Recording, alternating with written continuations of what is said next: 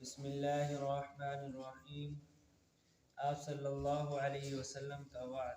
حدیث حضرت عبداللہ بن عباس رضی اللہ تعالی عنہما سے روایت ہے کہ رسول اللہ صلی اللہ علیہ وسلم ہم میں وعظ کرنے کے لیے کھڑے ہوئے۔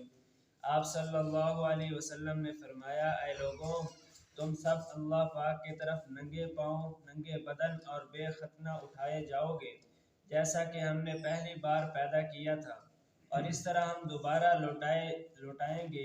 یہ ہم پر وعدہ ہے، بے شک ہم اسے پورا کریں گے۔ خبردار، تمام مخلوق میں سے اولاً قیامت کے روز ابراہیم علیہ السلام کو لباس پہنایا جائے گا۔ خبردار، بے شک میری امت کے کچھ آدمیوں کو لایا جائے گا اور ان کو بائیں طرف والوں میں پکڑا جائے گا۔ میں کہوں گا کہ اے میرے پروردگار، یہ تو میرے رفیق ہیں۔ جواب دیا جائے گا کہ آپ کو معلوم نہیں کہ انہوں نے آپ کے بعد کیا کیا چیزیں دین میں ایجاد کی؟ تو میں کہوں گا کہ جیسا کہ اللہ کے نیک بندے عیسیٰ علیہ السلام نے کہا، میں جب تک ان کے درمیان رہا میں ان کی نگرانی کرتا رہا۔ آپ صلی اللہ علیہ وسلم نے یہ آیت العزیز الحکیم تک تلاوت فرمائی۔ پھر مجھ سے کہا جائے گا کہ یہ لوگ تیرے چلے جانے کے بعد مرتد ہو گئے تھے۔ قیامت میں ہر آدمی ننگے بدن اور ننگے پاؤں ہوگا۔ ننگے پاؤں، ننگے بدن اور بے ختنہ اٹھائے جاؤ گے، جیسا کہ ہم نے پہلی بار پیدا کیا تھا۔ یہ مضمون متعدد احادیث کے علاوہ قرآن کی متعدد آیات میں بھی پایا جاتا ہے، مثلا کما بدأکم تعودون، اور اس طرح فرمایا کما بدأنا اول خلق نعید۔ علامہ ابن عبد البر رحمۃ اللہ علیہ فرماتے ہیں کہ قیامت کے دن جب آدمی کو اٹھایا جائے گا تو اس طرح ہوگا جیسا کہ وہ دنیا میں پیدا ہوا تھا۔ اور قیامت میں سب سے پہلے کپڑے حضرت ابراہیم علیہ السلام کو دیے جائیں گے۔ یہ فضیلت حضرت ابراہیم علیہ السلام کو کیوں دی؟ اس کے علماء نے متعدد جوابات دیے ہیں۔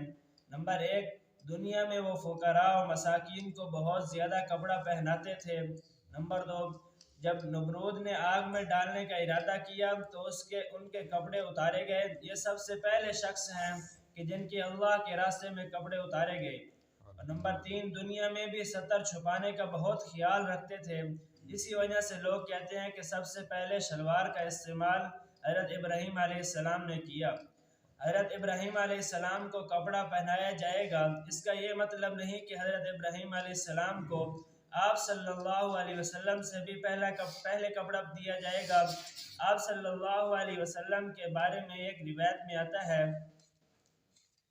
کہ قیامت کے دن سب سے پہلے میں زمین سے پھٹ کر اٹھوں گا اور جنت کا لباس پہنوں گا اور عرش کے دائیں طرف کھڑا ہوں گا، اور میں وہی کہوں گا جو اللہ کے نیک بندے حضرت عیسیٰ علیہ السلام نے کہا کہ جب عیسیٰ علیہ السلام سے سوال کیا جائے گا کہ ان کی قوم کی گمراہی اور بدعقیدگی کے بارے میں تو وہ برات کا اظہار کریں گے۔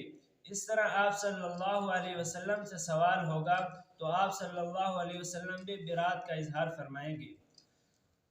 کنکری سے کھیلنا منع ہے۔ حضرت عبداللہ بن مغفل رضی اللہ تعالی عنہ سے روایت ہے کہ رسول اللہ صلی اللہ علیہ وسلم نے خذف یعنی شہادت کی انگلی اور انگوٹھے کے درمیان کنکر رکھ کر مارنے سے منع فرمایا ہے، اس لیے کہ یہ چیز نہ تو شکار کو قتل کرنے کا موجب ہے اور نہ دشمن کو ہلاک کرنے کا سبب ہے، البتہ آنکھ کو پھوڑتا ہے اور دانت توڑتا ہے۔